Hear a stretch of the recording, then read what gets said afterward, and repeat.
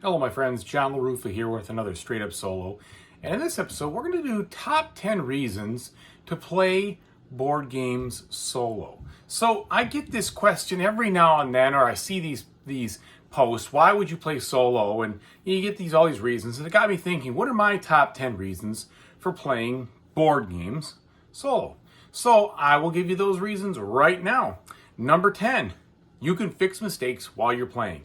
So if you're playing solo and you find out that you've made a mistake, there's nobody to argue with, oh shoot, can I go back? You can unwind the turns if you need to fix a mistake, and then to be able to keep playing and not have any issues or pushback about, oh, move played is done and this and that. And you don't have to deal with the frustration of, I made a mistake here, it was an honest mistake, and I wish I could take it back.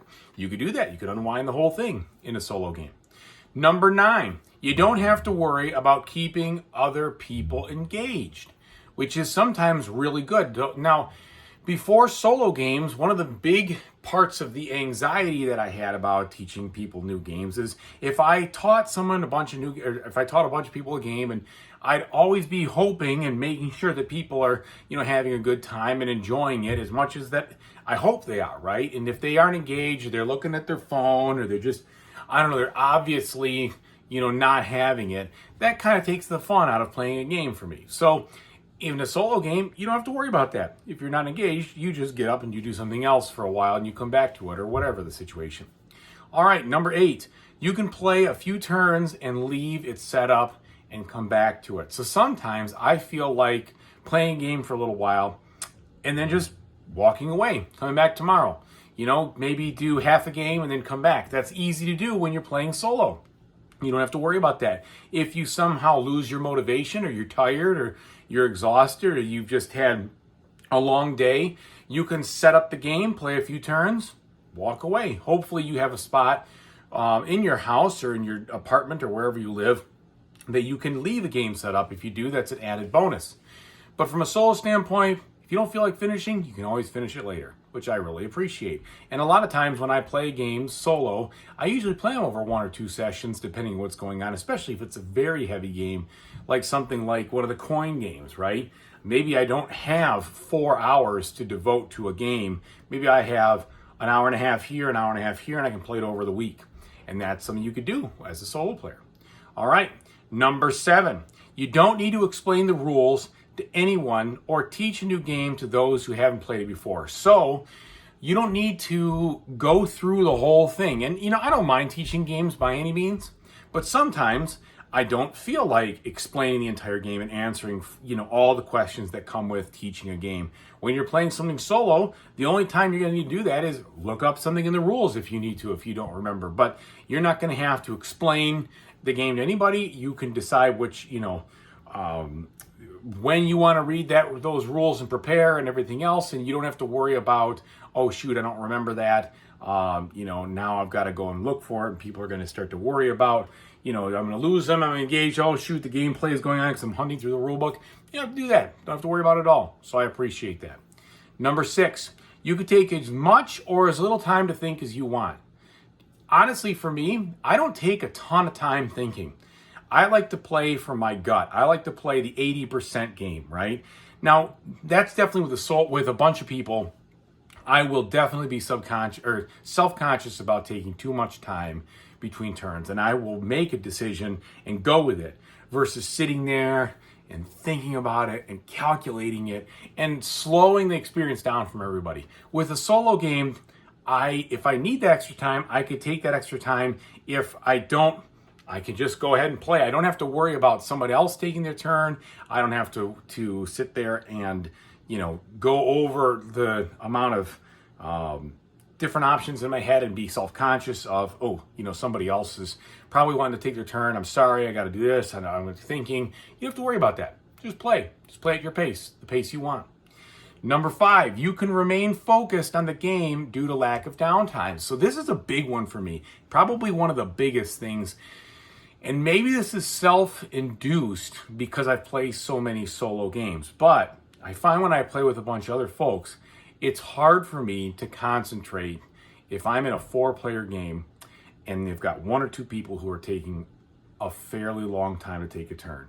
2, 3, 4 minutes, whatever. And I just find my mind wandering, which means that I end up not being able to focus as much as I'd like to on the game. And that causes me issues with knowing what is my turn going to be? What am I going to be doing on my turn? I start to forget a little bit of the tactics or the strategy I was doing, and it's distracting. And I actually I don't like it so much. So when it's solo, when you're playing solo, you can remain focused. And the only thing is, you do have to get distracted sometimes by the automa that you're playing with, and so that sometimes does add a different side of things that will distract you from your strategy. You got to run this whole other bot. But once you get the hang of that, you're pretty much making the moves the entire time. All right. Number 4, this is another really big one, especially depending on the kind of people you play with, especially if they're gamers or not gamers. You, as a solo player, get to play the games and only the games you want to play, which is fantastic.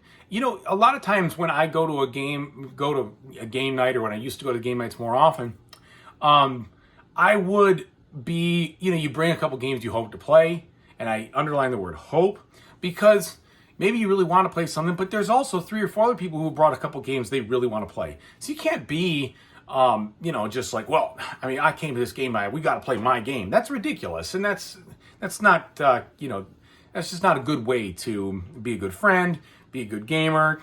But if you have something you really want to get to the table and you need other people to do it, yeah, that might be really tough, So one of the main things I like about solo games is that I only play what I feel like playing. And I don't have to play something that I don't feel like playing. And sometimes that happens too. You're at a game night and someone's really juiced to set up and play a certain game. Maybe you don't really want to play it that much, but you're not going to be a jerk about it. So you sit down and you make it happen. But, sometimes that's 2-3 hours that you don't, you really didn't like that game or didn't want to play that game, and now you have to do it because you're being courteous, and there's nothing wrong with that. It's a charitable thing to do, but you don't have to worry about that when you're a solo gamer. All right, number 3, it's always your turn. And I'm not saying I'm impatient, because I'm not. When I'm playing games with people, I try to be as patient as possible. But I find that after a decade of solo gaming now, I've gotten a little spoiled about it being always my turn. It's a lot of fun to just keep playing. I don't have to wait. I go on to the next thing. I do the bot's move, I go do my move. It just moves the game along. It flows, it's more intense. I like it. I like the fact that it's always my turn, which is nice in a solo game. And especially if you're playing a game that's like a beat your own score, or there is no, there's not a real automata run. It's something very simple. Then you could just fly through the game, right? You kind of binge on the game almost. I'll use the Uwe Rosenberg games, for example. Most of those, there is no opponent. You're just taking the turns one after another. You can fly through a game that could take 2.5 hours in 40 or 45 minutes. You can make an Agricola game happen in under 30 minutes if you're really moving. If you're playing with a bunch of people, to get that experience, that's going to be a 2-hour affair or so. So I like when it's always my turn. Number 2, you can always enjoy board gaming in the hobby in your own way. So what that means is it gives you the freedom to not have to worry about what other people want to play. You don't have to worry about are these people interested? Is this a game that they're going to be overwhelmed by? Do I always bring heavy games and people like to play light games? Do I always bring light games? People like to play heavy games. You know what I mean? So it's just however you want to enjoy the hobby. If you want to set it up and then play a few turns, you could do that. If you want to go a couple days, you could do that without between plays. You can play at your pace. You can play as many times or as few times as you want. It's just you, and that is fun. Because frankly, let's be serious. There's no way that I could play as many games as I want to play if I always had to rely on people. I'd always be trying to set up game nights and press people into service and this and that. My appetite for gaming, it's my favorite hobby, right? So I want to play most of the time, once every day, once every other day, unless I'm too tired or I have obligations with other things that need to be taken care of. But there's no way you can play that many games with people unless you have family members or something that are really into games like you, and that's how you pass the time. And if you do, that's a great blessing because you have things that you can do. But even then, I find, even when my family liked to play games a lot, I was always the one burning the candle brightest. So I really like to be able to do that, to enjoy the board game hobby in my own way. And then finally, number one, when you want to play a solo game, you can play it immediately without having to get a group together, convince people to play the game or play a certain game or whatever. When you want to play it, it kind of goes along with other ones, but this is my top one, period, is that when you want to play something, you can play it. You don't have to find people. You don't have to convince them that it's a good game to play. You don't have to teach the rules. You just do it on your own time, in your own way, in your own pace, everything else. And that to me is the best part about solo gaming. And that's also why I owe a debt of thanks to all the designers out there who have put solo options into all these magnificent board games that they've designed. It's such a blessing, as far as I'm concerned, to be a gamer in this day and age when almost every game that comes out right now has a solo bot, a solo option, some way to figure out if you're playing well by yourself. And if it doesn't, then there are people who are literally willing to put together variants and fan things and other systems to be able to allow you to enjoy that. Classic example here is Brass Birmingham. Somebody built an entire system just out of the pure passion of loving that game. The Modema, I think it was called. I mean, fantastic. And it's such a great game, and one that I would never really be able to play very often if I didn't have access to that. And so I think it's just fantastic that we live in a time when we have all these great games to choose from, and the designers put in the effort to be able to allow us to play solo, or they hire someone who is good at making solo rules. And I'll have another video about that, about my favorite solo designers coming up in the future. But anyway, those are my top 10 reasons. Now, I will say, here's my three drawbacks, pardon me. Number one, if you play a game wrong and you miss a rule, you don't know that you missed a rule, you might play it wrong a lot. And then you never really know until someone corrects you, which is great to get that correction, but it might not happen if you're the only one ever playing the games. And so that's a drawback, right? You don't get that correction. If you've interpreted something wrong, you might play it wrong, and it might actually, detract from the enjoyment of the game. I mean, that's rare, but sometimes if you really, if it doesn't seem wrong, but you didn't notice it was wrong, and you played it, and you didn't get the whatever it is, the tension, the choices, the enjoyment, the whatever, maybe it was too frustrating, something you missed, but you didn't perceive it was something that you missed. That could be a problem.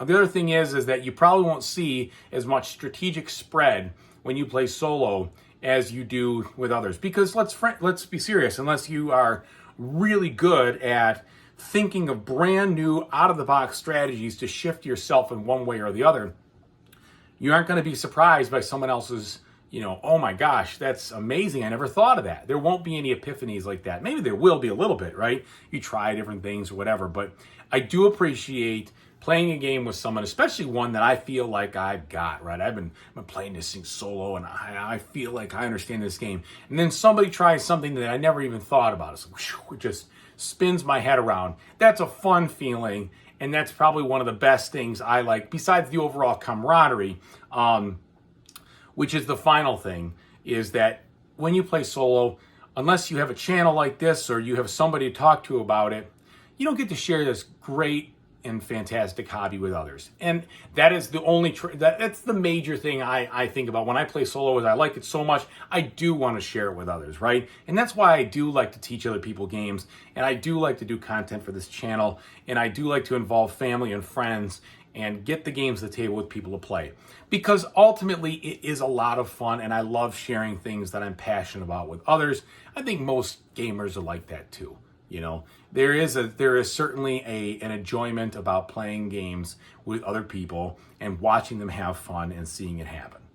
So those are my top 10 and a couple of things that are drawbacks about playing solo games. I'm interested to see what your suggestions are. What are your reasons for playing solo? Or what are the things you think, no, you know what? I mean, I like solo gaming, but there's something about multiplayer gaming with other people that just makes the solo not all that not all that enticing to me. But either way, I hope you enjoyed this video. If you haven't already done so, please like and subscribe to my YouTube channel because it greatly helps me out. Thank you so much for watching. Take it easy.